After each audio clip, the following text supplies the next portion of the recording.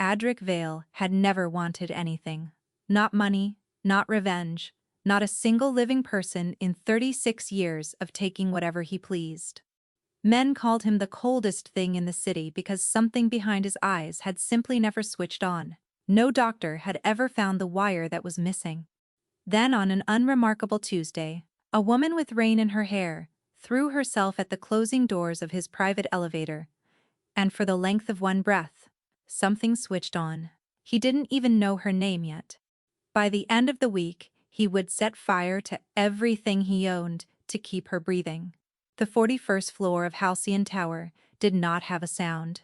That was the first thing visitors noticed and the last thing they forgot.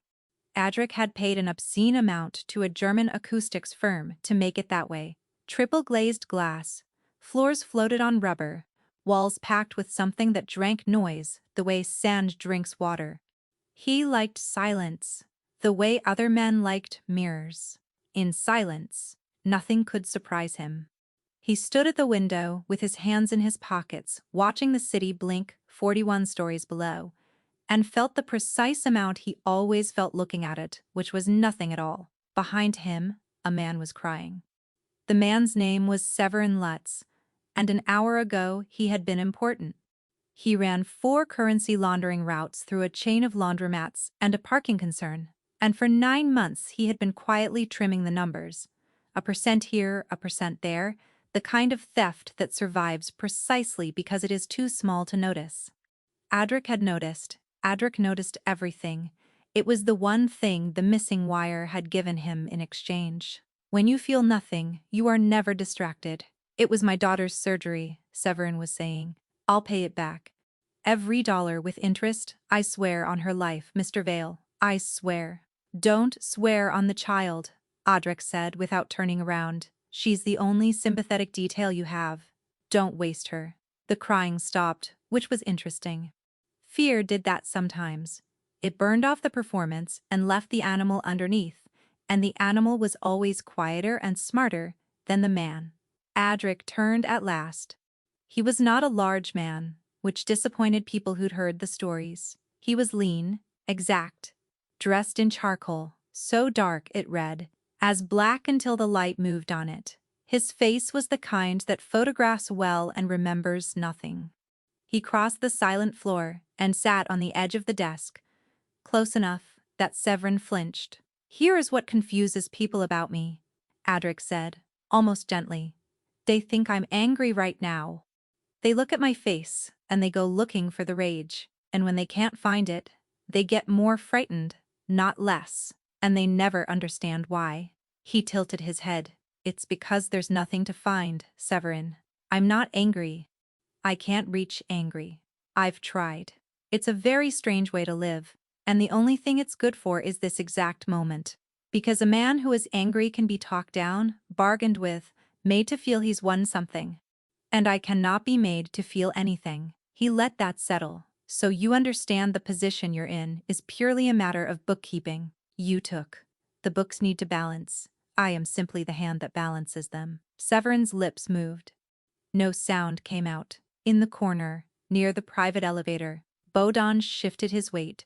A big, square man with a boxer's flattened nose and a stillness that took years to learn. He didn't reach for anything. He was waiting, the way a good dog waits, for a word that might or might not come. Adric watched Severin's face do the math, and at the end of the math, something genuinely unexpected happened. The man stopped begging for himself. Just let me call her first, he whispered. Let me hear her voice once. Then you can do whatever you and... There it was again. The child. The thing other men felt and Adric only catalogued. The way a colorblind man learns to say that one's red because the label is reliable, even when the color is not. He had spent his whole life like this, reading the weather of human feeling off other people's faces, naming it correctly, and standing perfectly dry in the middle of every storm. Bodin, Adric said. Bodin came off the wall. Lutz downstairs. Put him on the 3rd route, the one in Hollis Park, the small one. No skim, full ledger, weekly. He works it for 2 years at no salary and we are square. He looked back at Severin. The surgery was real. The man could only nod, mouth open. Then it was real, Adric said, and stood, and the matter was closed. He felt nothing about the mercy, and nothing about what the mercy cost him, and nothing about the way Severin slid to his knees and pressed his forehead to the floated, soundless floor. Mercy, to Adric, was just another number that balanced. He had learned long ago that the absence of feeling did not have to mean cruelty. It only meant he was free to choose the most useful thing, and useful and cruel were not always the same. He had built an entire life out of that freedom. 3 import lines, a controlling interest in the port authorities' blind spots, half the night economy of the eastern districts, and a tower with no sound, all of it run by a man who could not be moved, could not be tempted, could not be made to want. His rivals had appetites. Appetites were leashes. Adric had none, and so there was nothing in the world anyone could pull. Marek had told him once, over a bottle of wine Adric could taste but not enjoy, that it must be a terrible way to be. Marek was his oldest associate, the closest thing he had to a friend, which was to say a man whose loyalty had a known and stable price. "Doesn't it get lonely?" Marek had asked, feeling nothing. And Adric had considered the question honestly, the way he considered everything, and answered, "You can't be lonely for something you've never had. You're describing your own fear, not mine." It was nearly 9 when he finally pulled on his coat. The crying was long gone. The floor had returned to its perfect, expensive silence. Through the glass the rain had started. He could see it but not hear it, 1,000 silver needles stitching the dark-lit gold, where they crossed the street lamps far below. Somewhere down there, men were doing his work, and women were going home, and the whole machine of the city ran on currents he set and never touched. "Cars downstairs," Bowden said, returning. "Lutz is handled." He kissed my hand. Cried the whole elevator down. "People do," Adric said. He crossed to the private elevator, his own, keyed to his thumb, the one that ran express from the 41st floor to the underground garage. He pressed the call button. Behind the brushed steel doors deep in the tower's spine, he heard the faint hum of the car beginning its long climb up to him. He did not know it yet, standing there in the silence he had paid so much to build, but the car climbing toward him through 40 floors of dark was the last quiet minute his life would ever have. The doors opened on a soft chime, and Adric stepped in. The private car was a narrow box of mirror and warm brass, lit low. He turned, pressed his thumb to the reader, selected the garage, and the doors began their slow hydraulic glide toward closed. He watched his own reflection multiply away into the facing mirrors, a corridor of identical men in identical coats, each one feeling identically nothing, marching off into infinity. He had seen it 10,000 times. He no longer saw it at all. The doors were a hand's width from shut when he heard her, not her voice, her feet. A fast, uneven, desperate clatter. A woman running in shoes, not built for running, the wet slap of soles that had been out in the rain. Then, a sound he had no name for, a sharp, gasping syllable that wasn't quite a word, and a hand, a small, pale hand with a hospital band still around the wrist, shot through the closing gap and slapped flat against the rubber edge. The doors shuddered, sensed the obstruction, and sighed, back open. She fell in more than stepped in. She caught herself on the brass rail, breathing like she'd come up from underwater, and for a moment, she didn't even look at him. She was looking back over her shoulder at the lobby she'd just crossed, at something or someone Adric couldn't see, and her whole body was a held breath. The doors closed behind her. The car began, with great gentleness, to descend, and Adric Vale, who had not felt the floor move under him in 36 years, felt the floor move under him. It was not romantic. He wanted to be precise about this later, when he tried to take the moment apart to understand it, because it had not been romantic, and it had not been desire, and it had not been any of the words the poets used. It had been recognition, the bewildering, electric certainty that the missing wire, the one no doctor had ever found, had just sparked once against its broken end and lit, for half a second, a room in him he had never known was there. And the room was not empty. It had always been furnished, waiting, and he simply hadn't had the light to see it. He looked at her. She was perhaps 28. Soaked through, a thin gray coat plastered to her shoulders. Dark hair come loose from whatever had held it, water running off the ends of it and spotting the brass floor. She was not beautiful in the engineered way the women in his world were beautiful. Her nose was a little crooked, as if it had been broken once and set by someone in a hurry. There was a smear of something, ink or grease, along her jaw. The hospital band on her wrist was printed with a name he was too far to read, and a date that was today's. He understood with the same cold clarity. He understood everything. The single most interesting thing he had ever seen, and he did not know why, and not knowing why was an experience so foreign to him that his pulse, his actual reliable, never once surprised pulse, kicked against his collar.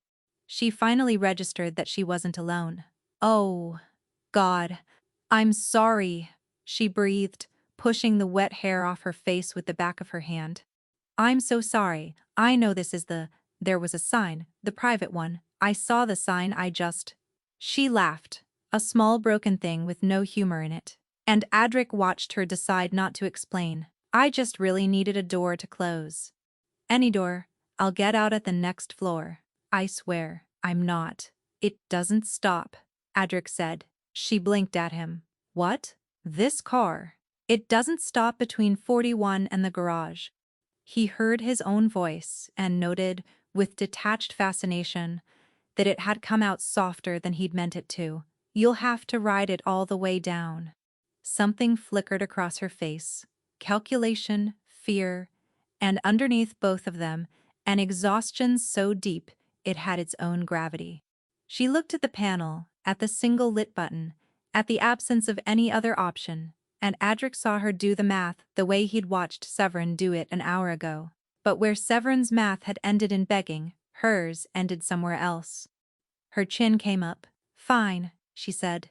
"The garage, that's fine. That works. You're being followed." It wasn't a question, and he hadn't decided to say it. The word simply arrived, assembled from the hospital band, and the backward glance, and the way she was still standing with her weight on the balls of her feet, ready to run from a man she was trapped in a metal box with. She went very still. "I'm not going to touch you," Adric said, and he held up both hands, palms out, an old gesture he had used on frightened animals and frightened men and had never once meant the way he meant it now. "I'm telling you that you came in here at a dead run and you keep watching the doors, instead of me, which means whatever you're afraid of is back there, not in here. I'm telling you, so you stop spending half your attention deciding whether I'm a threat. I'm not. I'm the least threatening problem you have tonight." He paused. "Who's behind you?" The car descended. 38. 37.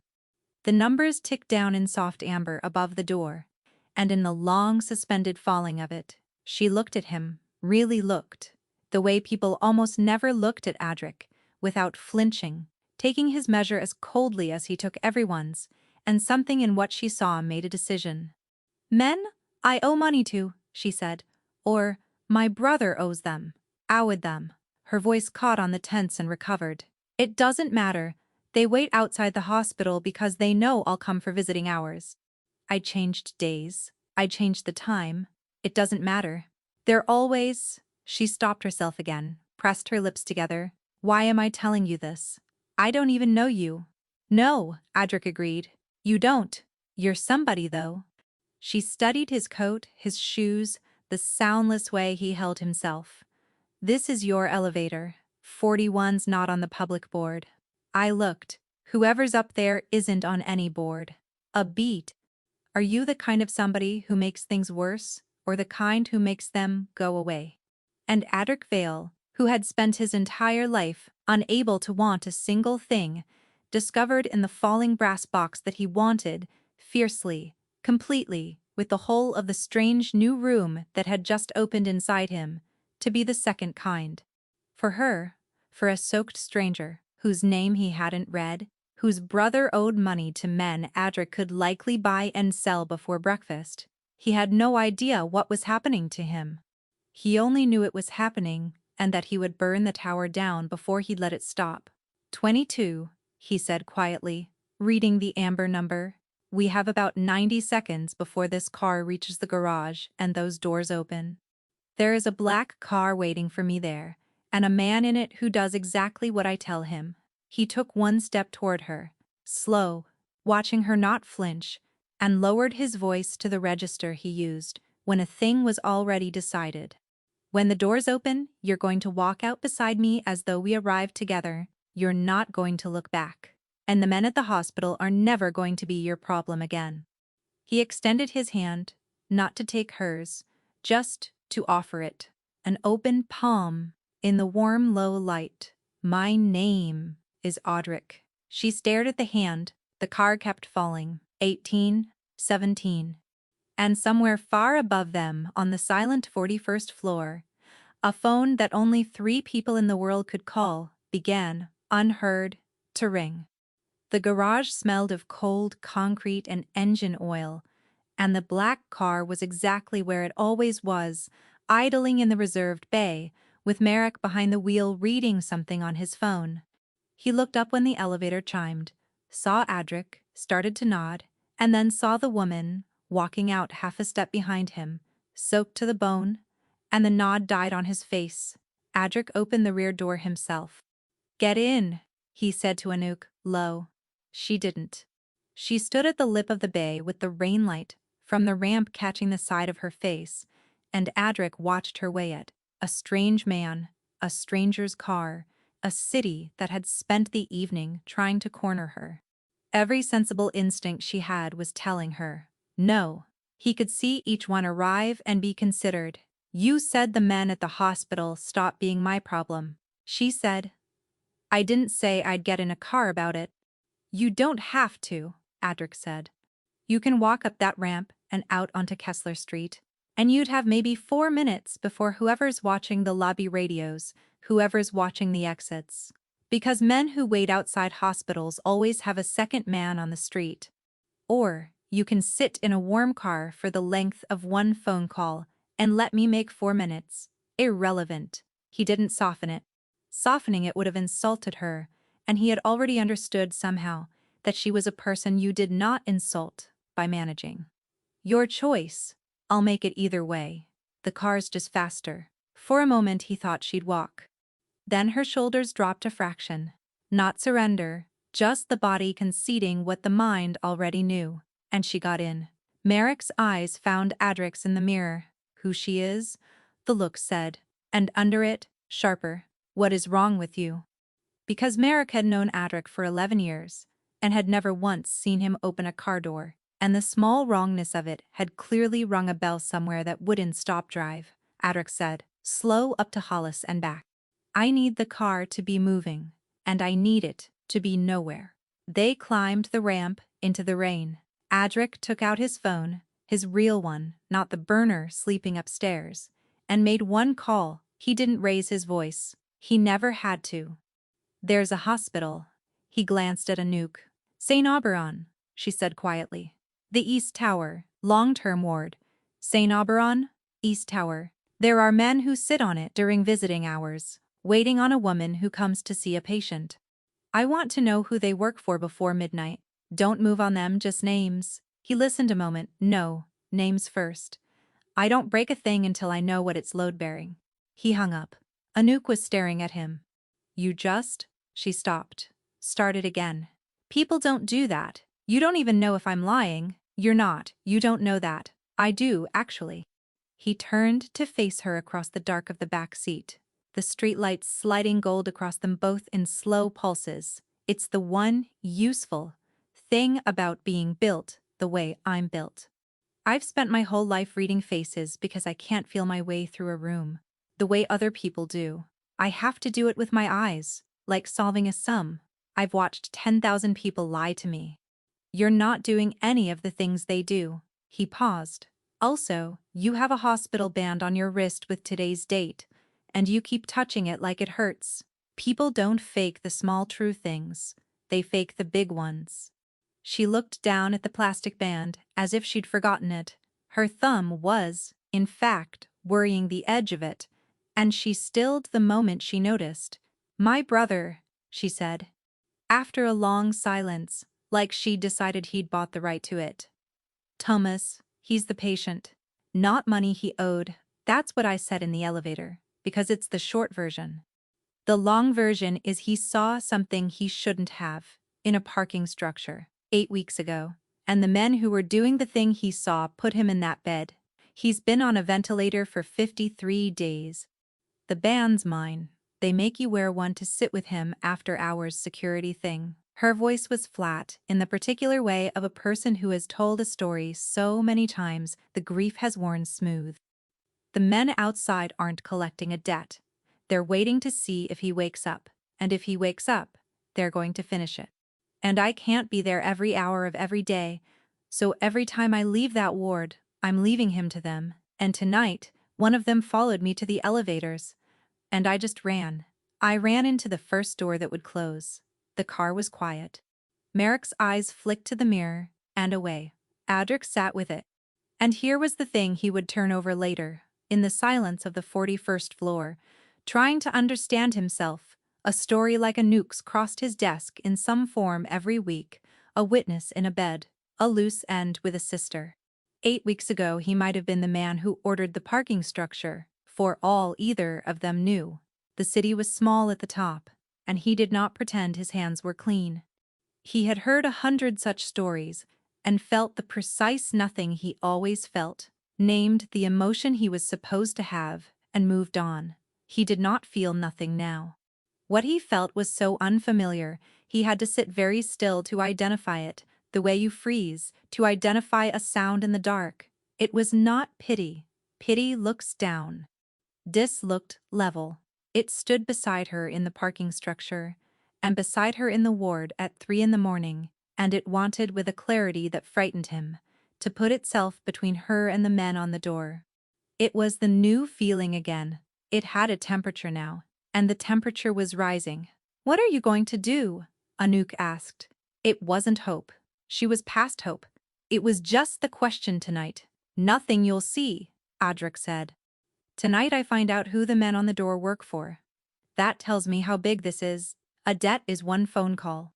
A witness is something else. Somebody paid to put your brother in that bed, and that somebody is still paying to keep him in it. And people don't pay for 53 days, unless what your brother saw is worth a great deal more than your brother." He looked out at the rain, "Which means, I'm not solving a problem for you. I'm pulling a thread, and I don't yet know how much of the city is sewn to the end of it." "Why?" she said. "You don't know me. An hour ago you didn't know my name."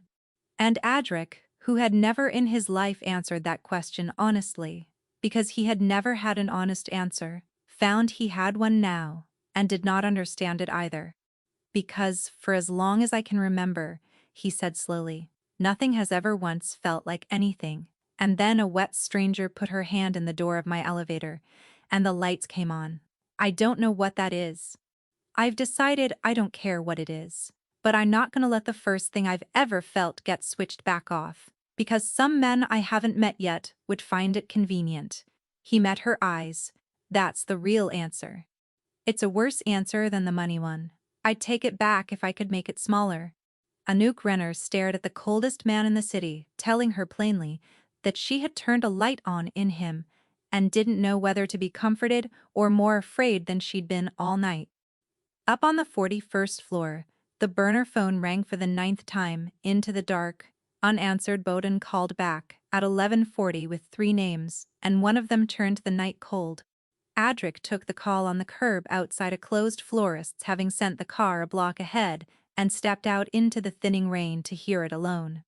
Anouk watched him through the rear window, a narrow silhouette under a dead awning, phone to his ear, going slowly, visibly still. "Say the third name again," Adric said. Bowden said it again. "You're certain." He was certain. Oberon's East Tower weren't freelancers and weren't muscle for some mid-tier loan operation. They drew their pay, 3 removes, down a laundered chain from a holding company called Meridian Carewell, and Meridian Carewell was one of the clean faces of a man named Dr. Pell Voss. Adric knew the name, the way you know a tumor knows the body. Voss was not a gangster. That was what made him dangerous. Voss was a physician, a wealthy, smiling, charitable physician, who sat on 2 hospital boards and owned a controlling interest in a chain of long-term care facilities across the eastern districts, the kind of places where the comatose and the forgotten were warehoused for years on insurance money. For most of a decade, Adric had assumed Voss was exactly what he appeared to be, a rich man monetizing the slow business of dying. He had even moved product through one of Voss's facilities' loading docks once, paid the man's people, found them reliable, thought nothing of it. He thought something of it now. "Boss," Bowden said into the silence. "You want it on the phone?" "No, bring it to the tower, an hour." He hung up and stood in the rain a moment longer, and a piece he hadn't known was a piece slid quietly into place. Somebody pays for 53 days because what the witness saw is worth more than the witness. A parking structure. A thing Thomas Renner shouldn't have seen 8 weeks ago. And now, the man who profited from beds full of people who never woke up was paying to keep one more body in one more bed. Adric got back in the car. Anouk read his face. She was good at it, he'd noticed, nearly as good as he was, a skill people only learn one way, and what she read frightened her. "It's bad," she said. "It's specific," Adric said, which was worse, and she knew it. He made a decision then that he would not have made about anything else in his careful, soundless life. He took her to the tower. He did not take people to the tower. The 41st floor was the one place in the world that was only his. The silence he'd paid a German firm a fortune to build. And in 11 years he had brought exactly 2 people up, his private elevator, and Anouk Renner was the third. He told himself it was security, that the men on the hospital might have made her face, that a soaked woman alone in any hotel in the city was a problem, and the reasons were even true. They were just not why. The private car climbed. Anouk stood against the brass rail, where she had landed 2 hours ago, except now she wasn't watching the doors. She was watching the numbers climb, and watching him. And Adric was conscious of the silence of the car in a way he had not been in years, conscious that she was filling it just by standing in it. "You said it doesn't stop between 41 and a garage," she said. "It doesn't. So the first time when I got in, I was always going to ride it all the way down with you. There was never a floor I could have gotten out at." A small, strange, almost laugh. "I threw myself into the one box in the building I couldn't get out of." "Yes," Adric said. "That should bother me more than it does." "Yes," he said again. And the doors opened on the silent floor. She stepped out into it and stopped, the way everyone stopped, because the absence of sound hit a person physically. The city was right there, blazing 41 stories of glass, and you couldn't hear a whisper of it. Anouk turned a slow circle in the dark, taking in the long bare expanse of it, the single desk, the wall of weather, the deliberate emptiness of a man who'd built himself a room where nothing could ever sneak up on him. "You live like a person hiding from a sound," she said. Adric didn't answer, because she was right, and he hadn't known it until she said it. And being known like that, fast, accidental, with no effort at all, was its own kind of vertigo. He crossed to the desk to wake the lights, and saw the burner phone. It sat where he'd left it that morning, and its screen was a column of the same 3 initials, over and over. Time stamped down the evening. A missed call, a missed call, a missed call. 9 of them, then a single message, left at 11:15. Only 3 people had that number. 2 of them were in the room or driving the car. The third was a man Adric had not spoken to in 4 years and had paid a great deal of money to never speak to again. He pressed the message. He turned the volume low.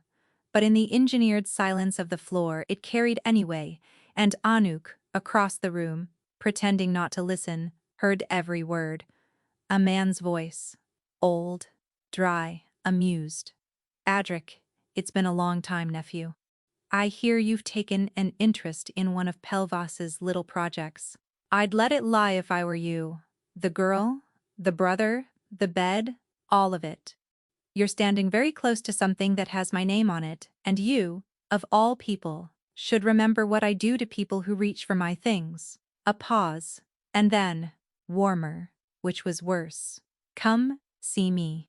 Before you do something a man who feels nothing would never do. You always did your best work. Cold, boy, don't go and get warm on me. Now, the message ended. The silence rushed back in. Anouk was looking at him. Who was that? Adric set the phone down very gently, as though it might go off. The warm new room inside him had just had a door blown open at the far end of it, and through the door he could see a long, dark corridor he had spent 4 years and a fortune bricking shut. That, he said, was the reason I built a floor with no sound. He looked at her, at the wet stranger who had turned the lights on, who was sewn. He now understood, to the same thread as the thing in his past he had run furthest from. His name is Lorne Vale. He's my uncle. He taught me everything I know about being a man who can't be moved. A beat. And if Pelvas's money runs back to him, then your brother didn't see a crime in a parking structure, Anouk. He saw the inside of my family. She stared at him across the dark, soundless room. Then I just ran into the worst possible elevator in the entire city, she said. No, Adric said quietly. You ran into the only one that could get you out. Bowden came up at midnight with a folder, and the folder was the hinge on which the night turned. He laid it on the desk without a word. Bowden had a feel for when words would only get in the way, and stepped back to the wall. Adric opened it under the desk lamp, the single warm cone of light in the dark floor, and Anu came to stand at his shoulder, close enough that he could feel the damp heat coming off her coat, close enough that the standing beside her feeling he'd had in the car came back and stood beside him again. The folder was thin, the thin ones were always the worst. It was Tomas Renner's medical file, the real one, not the version on the ward's chart. Bowden had a man inside Sainte Auberon's records, and the man had pulled both, and the two did not match. The ward chart said, Thomas Renner, 25, traumatic brain injury, persistent vegetative state, prognosis poor, ventilator dependent, no meaningful neurological activity, a body kept warm out of mercy and inertia. A bed, bringing in insurance money until it stocked. The real file said something else. He's been surfacing, Adric said slowly, reading it. The clinical notes. Buried. Flagged. Internal only. Initialed by a physician whose initials, Adric now knew, belonged to Meridian Carewell's medical director, recorded what the public chart erased. 3 times in 8 weeks, Tomas Renner had come up toward the surface of consciousness. Eye movement on command. A squeezed hand. Once. 51 days in, a single whispered word, the night nurse had logged and the day administrator had struck, and each time he surfaced, his medication had been adjusted, and each time the medication was adjusted, he went back under. Adric understood it all at once, the way he understood everything, cold and complete and arriving like weather. They're not waiting for him to wake up so they can finish him, he said. They've been keeping him asleep. Voss owns the facility, the chart, the doctors, and the meds. Your brother's been awake, or close to it, 3 times. And 3 times somebody put him back down before he could say what he saw. The men outside aren't there in case he wakes. They're there, in case the sister finds out he can. He turned his head and looked at her. You've been visiting a brother? They've been drowning, slowly, on a schedule, for 8 weeks. And you didn't know, because the one thing they couldn't fake was you sitting beside the bed believing he was already gone. He had meant it, as fact. He delivered facts cleanly. It was what he was for. But he watched the words land on Anouk and saw too late that there are some facts that are also weapons. And he had just handed her one and watched it go in. She didn't cry. That was the thing he would remember. He had braced, without knowing. He knew how to brace. For the collapse, the wail, the legs going out, all the human weather he had catalogued 1,000 times and named correctly, and never once felt, it didn't come. Anouk Renner put one hand flat on the desk, very carefully, the way you steady yourself on a boat, and she went absolutely white and absolutely still, and when she finally spoke, her voice was the flattest and most dangerous thing Adric had heard in years. 53 days, she said. I have been sitting in that room, telling him it's okay to let go. I held his hand, and I told him he could stop fighting. I gave a eulogy to a man who was trying to wake up and tell me what had really been done to him. She looked at Adric, and her eyes were dry and burning. I helped them. They had me in the room helping them keep him calm. No, Adric said. I sat there, and you sat there because they engineered a chart specifically, so that the most loving thing you could think to do was the thing that helped them. That's not you helping. That's them using the best part of you as a tool. There's a difference, and you're going to need it. He said it harder than he'd said anything all night, because he could see her reaching for the blame the way a drowning person reaches for the thing that will sink them fastest. And something in him, the warm room, fully ablaze now, would not allow it. Listen to me. The cruelty here is theirs, all of it. Don't you dare pick up a single ounce of it and carry it for them. They'd love that. It's free labor. She stared at him. Something in her face cracked, not into tears, but into a kind of furious, terrible clarity. And here was the subversion, the thing Adric had not seen coming, the reason this night would reorganize the rest of his life. He had walked into the evening as the coldest man in the city, the man who felt nothing, the man whose great professional asset was that he could not be moved. He had built a tower around that emptiness and called it strength. And a woman he'd known for 3 hours was about to teach him, standing in his own silent floor, that he'd had it exactly backwards. That she, who felt everything, who was at that moment carrying a grief and a rage that would have flattened most men, was the strong one, and his emptiness had never been strength at all. It had only been an empty room with the lights off. She had grief enough to power a city, and she was still standing. He had no grief at all, and had spent his whole life hiding from a single phone. You feel all of that, Adric said, almost wondering, and you're still on your feet. What's the alternative? Anouk said. There isn't one, that's my point.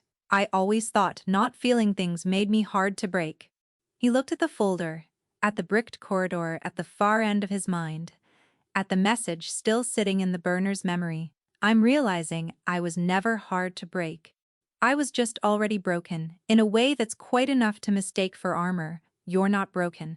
You're carrying it. Those are completely different. And I had them confused my entire life until about 3 hours ago. For a moment neither of them said anything. Baudin, against the wall, looked at the floor and gave them the dignity of pretending to be furniture. Why are you telling me this? Anouk said finally. You don't owe me your, whatever this is. Your confession. You could just fix it and never tell me a single true thing about yourself. People like you do that. You'd be safer. Yes, Adric agreed. I would. He closed the folder. I'm telling you because you turned a light on in a room I didn't know I had, and the very first thing I saw in that light was this folder. And the second thing I saw was that I've spent my life being useful to men like Voss and my uncle, precisely because I couldn't feel what they were doing. They valued me for the same emptiness that's drowning your brother right now.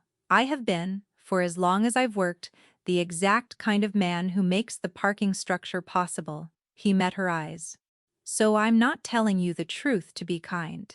I'm telling you because I just understood what I am, and the only thing I want, the first thing I've ever wanted, is to not be it anymore. And the only way I know how to stop being it is to point all of it at the men who made me. Anouk Renner looked at him for a long, long moment. My brother whispered a word, she said, 51 days in. You said the night nurse logged it and the day administrator struck it. Does it say what the word was? Adric opened the folder again. Found the struck line. The nurse had written it phonetically, in the margin, before someone made her erase the official entry, and the margin had survived. He read it. And the cold that went through him then was a cold he hadn't felt since he was a boy in his uncle's house, learning to feel nothing as a way to survive. What? Anouk said. What was the word? Adric set the folder down. It wasn't a word, he said quietly. It was a name. My uncle's name. He looked at her. Your brother didn't see a crime in a parking structure, Anouk. He saw Lorne Vale do it himself. That's why 53 days. That's why a doctor and a chart and men on a door, they're not protecting an operation. The warm room in him went very still and very bright. They're protecting the one secret my family has ever paid me my whole life to help them keep. And now it's lying in a bed at St. Auberon, trying to wake up. Outside the glass, 41 stories down, the rain had finally stopped, and the city lay, silent and gold and entirely unaware that its coldest man had just, at last, caught fire. Baudon's "There's More" turned out to be a photograph. It was the last page in the folder, and Adric had almost missed it, tucked behind the struck nursing notes. A grainy still pulled from a parking structure camera, the kind of low, wide, colorless frame that exists only to be looked at after something has already gone wrong. Time stamped 8 weeks ago, 2:14 in the morning. Level 4 of a structure Adric recognized, because his own people used the same structure to move cars that needed to disappear for a while. In the frame, 2 vehicles, nose to nose. 4 men. And, caught mid-turn, as if he'd heard a sound he shouldn't have, a 5th figure on the stairwell landing. Young, slight, a delivery bag still over his shoulder. Thomas Renner, who delivered for a late-night pharmacy to pay for the classes he took in the daytime, who had taken a shortcut through a structure he had no reason to know was anyone's, at exactly the wrong hour of exactly the wrong night. And the man Thomas was looking at, the man whose face the camera had caught full on, turning toward the stairwell at the sound, was old and dry, and even in a colorless still you could see he was the kind of man who smiled while he worked. That's Lorne, Adric said. You're sure? Anouk said. She had gone quiet in a way that was its own weather. I'm sure. He had spent his childhood reading that face for the smallest shift, the way other children read their parents for warmth. He could have picked it out of 10,000. And the man on the ground between the cars, he didn't finish. He didn't have to. There was a shape on the concrete in the lower third of the frame, and it was the shape of a person who would not be getting up, and the whole transaction of the night, the 4 men, the 2 cars, the smiling old man, was arranged around it. Here was the reframe, and it rearranged everything that had happened since the elevator. Adric had assumed, writing down in the brass box, that he was doing a small kind thing for a stranger, pulling one thread out of one sleeve. He had assumed in the car that he was pulling a larger thread, something of Voss's, something commercial. He understood now that he had not been pulling a thread at all. He had reached, blind, into the one drawer in the entire city that had his own family's name burned into the bottom of it, and what his fingers had closed on was the single event his uncle had spent 8 weeks and a fortune, and a doctor and a chart trying to bury under a living body. Thomas Renner had not witnessed a crime. He had witnessed the crime, whatever it was that Lorne Vale had done that night, that was worth this much careful, patient effort to keep quiet. And the reason it was worth that much was the part Adric couldn't yet see, the dark at the far end of the corridor, and the not seeing of it was the first thing in years that made the back of his neck cold. You said your uncle taught you to feel nothing? Anouk said. Why would a man like that need to bury one body this carefully? Your world, forgive me, but your world is full of bodies. You don't keep them on ventilators? What did Tomas see that's worth a hospital? That, Adric said, is the right question, and I don't have the answer. And the fact that I don't is the most frightening thing in this folder. He looked at the photograph a moment longer, then closed it. Lorne doesn't hide ordinary things. He's never been afraid of ordinary things. He taught me not to be. If he spent 8 weeks keeping a witness alive instead of simply gone, it's because a dead Tomas would be a question somebody would ask, and a sleeping Tomas is a question nobody asks. Which means the thing your brother saw is the kind of thing that gets Lorne asked questions by people above him. He felt the shape of it now, even without the answer, the way you feel the size of a room in the dark. My uncle answers to someone. I never knew that. He raised me to believe he answered to no one, that not answering to anyone was the whole point of being us. And the man in this photo is terrified of a question. He looked up. Lorne Vale is afraid. I've never once in my life seen him afraid. Your brother is the proof that he can be. Anouk sat down slowly on the edge of the desk, the photograph between them, and for a moment the two of them simply looked at it, the soaked stranger and the cold man, joined now by a single grainy frame to the same buried thing. They'll move him, she said suddenly, won't they? Now that you've started asking. The records man inside. They'll know someone pulled the real chart. They'll know somebody's looking. Adric went very still. Because she was right. And he had been so occupied with the size of the secret that he had missed the speed of the clock. Bowden, he said, when did your man pull the file? 2 hours ago, Bowden said. Maybe a little more. 2 hours. In Lorne's world, 2 hours was a long time. In Voss's, where a chart could be edited and a medication adjusted with a few keystrokes from anywhere, 2 hours was an eternity. Adric was already moving toward the elevator, pulling his coat back on, and the cold in him had finally organized itself into the one feeling he had spent his whole life unable to reach. Not anger. He still couldn't find anger, but its colder cousin, the one that doesn't shout and doesn't burn out. Intent. Get the car, he said. Thomas Renner has been asleep for 53 days. Because awake, he's the one thing that can end my uncle. The moment Lorne knows I've seen the real chart, the math changes. A sleeping witness is an asset. A witness someone powerful is looking at is a liability. He held the elevator for Anouk, and it wasn't a gesture of management now, but of something else entirely. Which means, we have until Lorne does the same sum I just did. And Anouki, he met her eyes as she stepped in. Your brother is worth more to them asleep than dead. Right up until the second he's worth more dead than asleep. We need to reach that ward before he crosses that line. The doors closed on the silent floor. In the falling car, Adric did the thing he had spent 4 years and a great deal of money never to do. He called his uncle back. He did it on speaker, the burner balanced in his palm, the brass box descending around them, and he watched Anouk understand what it cost him only by the single muscle that moved in his jaw before the line connected. The phone rang once. Lorne Vale had been waiting. Nephew, the dry, amused voice filled the small box. I knew you'd call. You always did come when called. It's the best thing about you. I saw the chart, Adric said. A pause. Pleasant. Did you? I saw the photograph. Level 4. 2:14 in the morning. The boy on the stairs. Adric kept his voice in the register he used for cold work, flat and exact, because it was the only register that had ever reached his uncle, and because letting any of the new heat into it would have told Lorne everything. I'm calling to give you the courtesy you taught me to give. I'm calling to tell you before I do it, so you understand it wasn't an accident and it wasn't weakness. I'm taking the boy out of St. Oberon tonight. And I'm taking him somewhere you can't edit. The laugh, when it came, was genuine, and that was the worst sound of the night.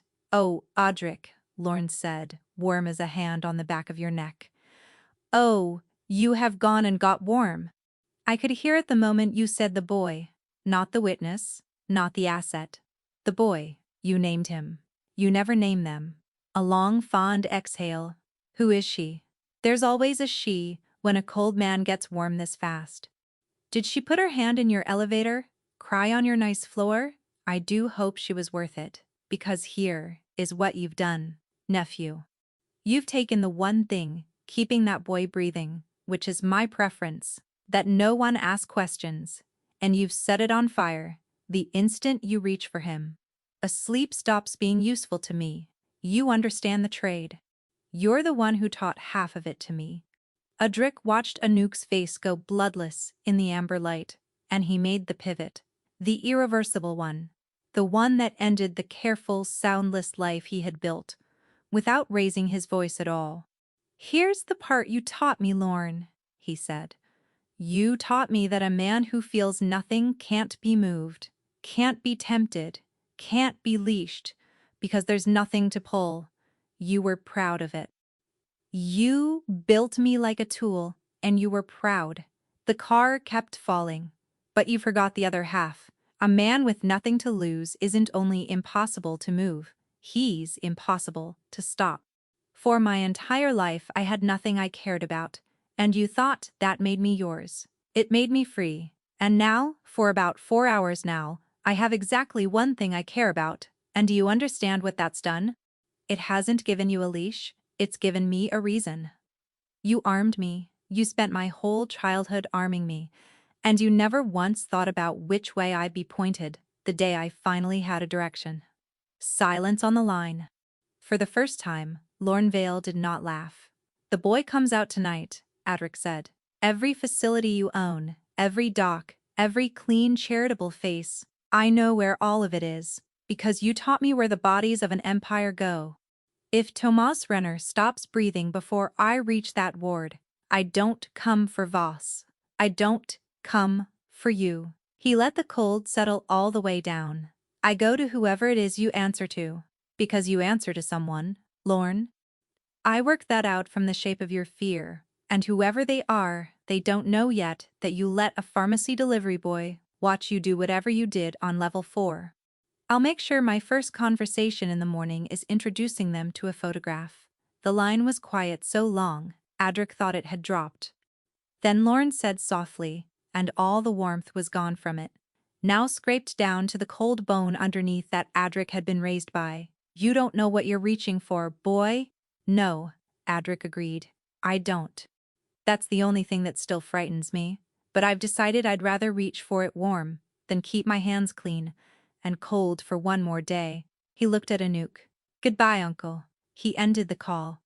They had reached the garage now, the doors opening on cold concrete, and as he stepped out, he dropped the burner phone onto the floor of the bay and brought his heel down on it, once, and the only number that could reach his old life cracked apart under his shoe.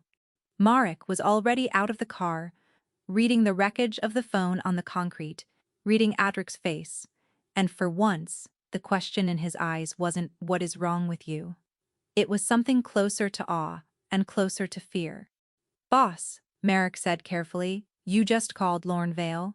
On purpose. After 4 years, a beat, whatever line you spent all that money to stay on the right side of, you just walked across it." "I burned it," Adric said, getting in the car holding the door for Anouk. "St. Auberon, East Tower. Fast and quiet. And if a single one of Voss's men is on that door when we arrive, Marek, we are not going to slow down for him." The black car climbed the ramp into a city that had stopped raining, and Adric Vale, who had never wanted a single thing in 36 years, set out to fight for the second feeling he'd ever had, which was the determination not to lose the first. The complication was waiting for them at St. Auberon, and it was worse than men on a door. Adric had expected the door. He'd had Bowden call ahead the quiet way, a name, a number, the particular sentence that tells professionals on a hospital corridor that the night has changed owners, and he was ready to clear 2 or 3 of Voss's people out of the East Tower with money, or with the implication of the thing behind the money. What he was not ready for was the ward itself. Bed 9 was empty, not empty as in moved. Empty as in stripped, the ventilator wheeled, back against the wall, the monitor dark, the linens gone, the small accumulated archaeology of a 53-day occupation, erased so recently, the mattress still held the shape of a body. Anouk made a sound Adric had not heard her make all night, a short, broken intake, and crossed to the bed and put her hand flat in the dent where her brother had been, as if she could read from the cooling foam how long ago they'd been too late. "They moved him," she said. "We were too slow. You said 2 hours. You said—" No. Adric was already at the nurse's station, and the night nurse there, a small, exhausted woman, whose ID read, I. Vandel. The same initials, he realized as the margin note that had survived. The nurse who'd logged the name before someone made her erase it. The nurse was looking at him with an expression that was not fear. It was the expression of a person who has been waiting, against all hope, for someone to come. "You're not Carewell," she said, quietly, quickly. "Are you? You're not one of his." "No," Adric said. "Then listen, because I have about 90 seconds before the floor supervisor comes back, and she is his." Imke Vandal's hands were steady, but only barely. "They moved him an hour ago. Transfer order.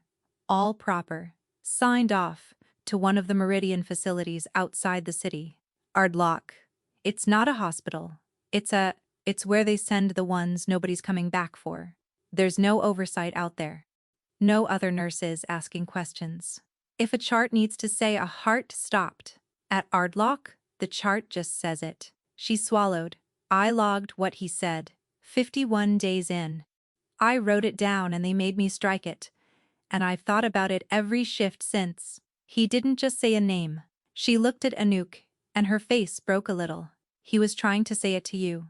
He kept turning his head to the door. Every time he came up, he turned toward the door, "because that's where you came in. He wasn't trying to tell us. He was trying to last long enough to tell you."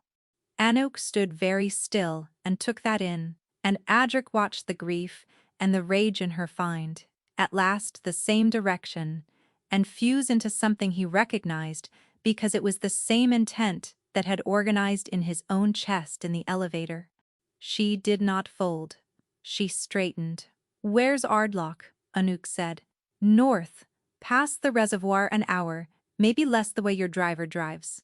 Imke pushed a folded slip of paper across the counter, an address, written fast, and then, after a half-second's hesitation that clearly cost her, a second slip. "And this is the transfer order. I copied it before I gave them the original. It's signed by the medical director, but the authorization above his line, the one that releases a patient to a non-clinical facility, that signature isn't Carewell's and it isn't the director's." She met Adric's eyes. "I don't know whose it is, but I figured the man who came in the middle of the night, not afraid of Carewell, might." Adric unfolded it. He looked at the authorizing signature. In the dark at the far end of the corridor, the thing he had felt the size of without seeing finally showed him its face, because the name above the medical director's line, the name with the authority to release a living witness into a place where charts say whatever they're told, was not Lornvale. It was Pell Voss, M.D., but the title after it was not a hospital title, it was a city one. Voss didn't just sit on 2 hospital boards. The line under his signature identified him as the sitting chair of the Municipal Medical Oversight Commission, the body that reviewed deaths in custody, signed off on the disposition of unclaimed bodies, and audited exactly the kind of facilities Lorne moved product through. The smiling physician wasn't a clean face Lorne used. He was the man who made Lorne's entire world auditable by no one. He was the reason a body could vanish into a chart in this city and no commission would ever ask. He was the oversight, which meant there was no oversight at all. "This is who Lorne answers to," Adric said, slowly. "Not above him, in my world, beside it. Voss is the door. My uncle has used his whole career to make people disappear on paper, legally. That's what Tomas saw on level 4. He didn't just see Lorne cross a line. He looked up. He saw Lorne do it with Voss standing right there. He saw the gangster, and the man who's supposed to investigate gangsters, covering for each other, over the same body on the ground. That photograph doesn't end my uncle. It ends the entire machine that's kept my family clean for 30 years. No wonder it's worth a hospital." And then the complication deepened, one final, sickening notch, because Imke Vandal's eyes went past Adric's shoulder and her face shut like a door. And a smooth, warm, unhurried voice said from the corridor behind them, "Mr. Vale, I'd heard you'd developed a conscience. I confess I didn't believe it until just now." Adric turned. Pell Voss was exactly as advertised. Silver, tailored, kind-faced, the sort of man you'd want delivering bad news because he'd make it sound survivable. He stood at the mouth of the corridor, flanked by two men who were not nurses, and he was holding, of all things, a paper cup of vending machine coffee, as though he'd wandered up from a long shift. He smiled at Anouk with what looked exactly like sympathy. "Miss Renner, I'm so glad you're here. I've been hoping to speak with you about your brother's care. There have been some difficult developments, and family should always be." "Don't," Adric said. "Talk to her." Voss's eyes moved to him, mild and interested. "You've taken Lorne's tool and pointed it at Lorne Bold. He always said you were the sharpest thing he ever made and the most dangerous thing he never finished making." A sip of the coffee. "But you've made an error of category, Mr. Vale. You think you're at a hospital, having a confrontation with rules. You're not. You're at the precise place in this city where I decide what happened. You came here to save a witness. But the boy is already at Ardlock, and Ardlock is mine, in a way. Oberon never was, and I'm afraid the chart out there is going to read that Thomas Renner's heart, weakened by 53 days of decline, simply stopped at some point in the next hour, before, sadly, his sister could reach him. The smile didn't waver. "You can't outrun my signature, Mr. Vale. I am the part that's supposed to ask the questions." Anouk took a step toward him. Bowden's hand came up an inch, ready. Voss's two men shifted. But Adric didn't move, and his stillness stopped the room, because it was the stillness of a man working a sum and arriving cold and complete at a number. "You're right," Adric said. "I can't outrun your signature, so I'm not going to." He turned to Bowden, and he said it loudly enough for Voss to hear every word, because the cruelty of being made audible was the only kind of cruelty Adric had ever been good at. "The photograph from level 4. The chart with the struck name. The transfer order with his signature over a non-clinical release. Copy all of it. Tonight. And send it. Not to me, not to a lawyer. Send it everywhere at once. To the 3 newspapers, to the state commission above his, and to every single one of my uncle's rivals by name." He looked back at Voss, and something almost like a smile touched his own face, and it was not a kind one. "You're the man who decides what happened in this city, Doctor. So let's find out what happens to that man the morning everyone reads what he actually did. Let's find out if your signature outruns 40,000 copies of it." The paper coffee cup stopped halfway to Voss's mouth. And somewhere north of the city, past the reservoir, at a facility called Ardlock, where the charts said whatever they were told, a clock that Thomas Renner did not know was counting started, instead, to run the other way. Voss made the call to Ardlock from the corridor. He had to. The moment Adric said 40,000 copies, the calculation flipped under the doctor's polished shoes. A dead Thomas Renner was now the single most expensive thing in the city, because a dead witness with a photograph already in flight didn't bury the crime, it signed it. Voss was the man who decided what happened. He had just been handed a version of events he could not afford to have happen. "Stand them down," he said into his phone, very quietly watching Adric the whole time. "The Renner transfer. Do nothing. Touch nothing. Wait for me." He lowered the phone. His face had not stopped being kind, which was the most frightening thing about him. The kindness was load-bearing, and it did not crack. "You understand this only buys the boy an hour. You've made him valuable. Mr. Vale, you haven't made him safe. Those are different, as I'm sure you know." "I know exactly how different they are," Adric said. "I've spent my life on the wrong side of the gap." He was already moving. "Marek, the car, Anouk, with me. Bowden." He looked at the big man. "The copies, all of it. You don't wait for my signal, and you don't wait for morning. The second we're clear of this floor, it goes out. If I'm wrong, if this goes badly, the photograph going out anyway, is the only thing that keeps Voss from making all of us into charts. He held Bowden's eyes.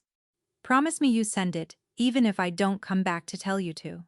Bowden, who had been a wall in the corner of Adric's life for 11 years, who had never once been asked for a promise because Adric had never had anything worth promising over, looked at his cold employer, gone suddenly, bewilderingly warm, and nodded once. It goes out, Odan said. Even then they drove north. The reservoir road was unlit, and the rain had left it slick and black, and Marek drove it the way he drove when the destination mattered more than the car, and Anuk sat forward against her belt the whole way, with the slip of paper crushed in her fist, as if she could pull the building closer by holding the address harder. Adric watched the dark trees stroll past and felt, for the first time in his life, the specific physical sensation he had read about on 1,000 Faces and never owned. Dread. The fear of losing a thing. It was awful. It was the worst thing he had ever felt, and he would not have traded it for all the soundless years behind him, because at least it meant the room was lit. You should know, he said, to Anuk. Because there was a chance, and he had learned tonight that you say the true thing while there's a chance. That if Tomas wakes, when he wakes, the first thing he'll learn is that the man who came for him is exactly the kind of man he saw on level 4. I'm not separate from this, Anuk. I'm not a rescuer who wandered in. The structure he got hurt in was the kind my people use. The reason I knew how fast to move is that I've moved like Voss moves. When this is over, you're going to look at me in daylight and know what I am. He kept his eyes on the dark road. I'd rather you knew it now, than discovered it later, and felt like you'd been fooled. You weren't. The light you turned on is real, so is what it shows. What it shows is not a nice man. And Nuke was quiet for a moment. Then she said, my brother delivered insulin and antibiotics to people who couldn't get to a pharmacy at night. That's what he was doing on level 4. Being good, at 2 in the morning. For $11 an hour. She turned and looked at him. I'm not under any illusions about what you are. I watched you threaten to end a man with a photograph and a mailing list. But I've spent 53 days learning exactly what the clean men in this city do to people like my brother, with their boards and their charts and their oversight commissions. So forgive me if I'm not frightened of the one who at least tells me the truth about himself in a moving car. She faced Front again. Drive faster, Marek. Ardlock sat behind a low wall at the end of a gravel approach. A long single-story place that had been a sanitarium once and had never stopped looking like one. There were 2 cars in the lot and lights in only one wing, and a man at the door who came off the wall when the black car's headlights swept him. Reaching under his coat, the way Voss's men at the hospital had not quite dared to under fluorescent lights and witnesses. Out here there were no witnesses. That was the entire point of Ardlock. It cut both ways. What followed was fast and quiet, and Audric did it the way he did everything, which was efficiently and without heat. He had told Marek fast and quiet, and the man at the door made fast necessary, and the gravel and the empty miles made quiet possible. There was a short practice scuffle at the entrance. Marek to the left, Bowden's training in Adric's own hands, a brief sound that didn't carry past the wall. And then the door was open and the man who'd guarded it was sitting against it, dazed and disarmed but unhurt. Because Adric had measured even this, and found the most useful answer, was not the hardest one. He had spent his life, able to choose the most useful thing, precisely because he felt nothing. He chose it, now feeling everything. And the choice came out nearly the same, and he filed that away to think about later, if there was a later. Inside, the lit wing was a corridor of closed doors, and the particular silence of rooms where people are kept, rather than treated. A second man rose from a chair outside the last door, and this one didn't reach for a coat. This one simply put himself between Adric and the door with the dull certainty of a man who'd been told no one gets past, and Adric stopped. Because behind that door was the whole reason, and a closed door at the end of a corridor was the most dangerous thing in any story. Anuk, Adric said, without turning. Whatever's behind him, You go to it, I'll deal with the door. He dealt with the door. And Anuk Renner pushed past into the last room at Ardlock, into the low hum of a single ventilator that someone had in the last hour been preparing to switch off, and found her brother, thin, gray, 53 days smaller than the boy who'd left for a night shift. But the chart, at the foot of the bed, had a fresh order clipped to it that had not yet been carried out, because a phone call from a corridor in Saints. Auberon had frozen a man's hand at the last possible moment, and the line on the monitor still rose and fell. And as Anak took his hand, the same hand she had held while telling him it was all right to let go, Tomas Renner's eyes moved, under their lids, and turned, the way Imke Vandel had said they always turned, toward the door. Toward where she came in. I'm here, Anouk said, breaking on it. I'm here. You don't have to say it. I know. You can stop turning toward the door now. I'm on this side of it. I'm right here. Behind her, in the corridor, the last of Voss's men sat down hard against the wall and stayed there, and Adric Vale stood in the doorway of the room, watching a woman he had known for 5 hours hold her brother's hand, and felt the warm room inside him fill all the way to its edges with the second and third and fourth feelings of his entire life, arriving all at once, too fast to name, and he did not try to name them. For the first time, he just felt them. The photograph went out at 6 in the morning, and the city it landed in was not the same city by noon. Bowden had kept his promise the moment they were clear of Senja.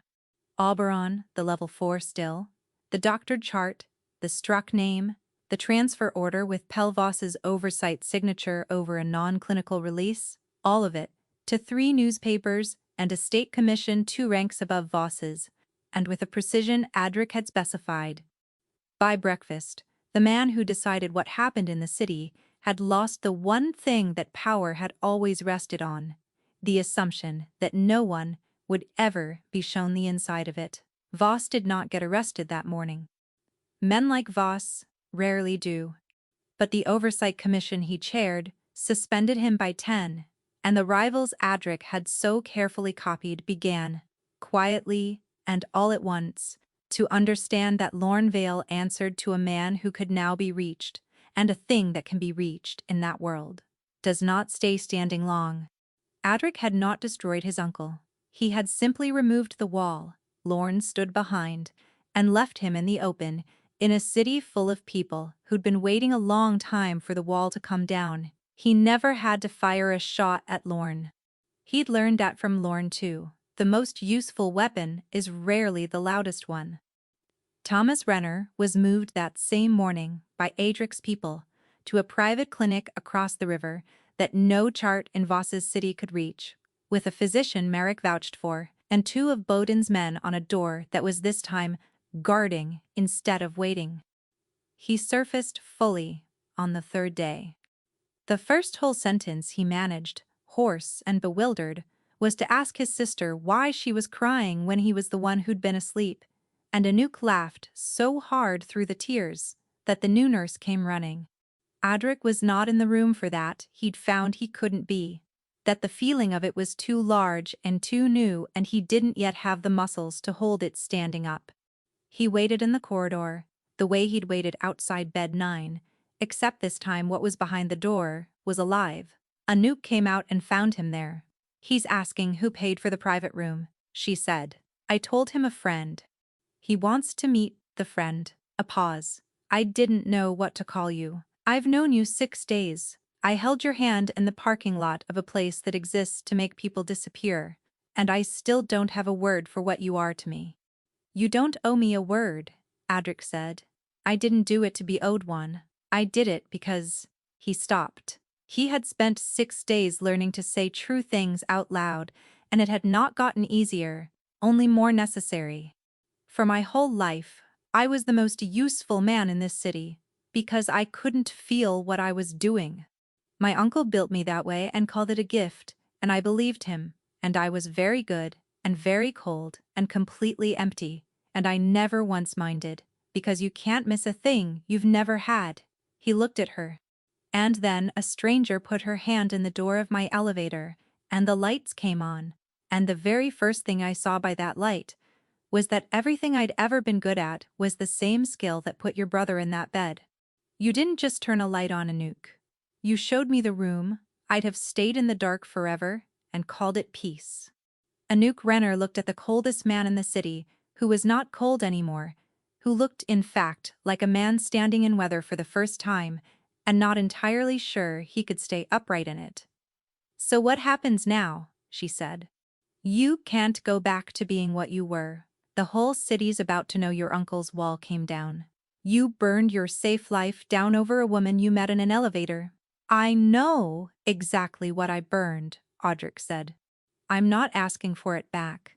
He took a breath. I'm not going to make you a promise that sounds like the men who waited outside your brother's door. I'm done being the kind of man who decides what happens to people.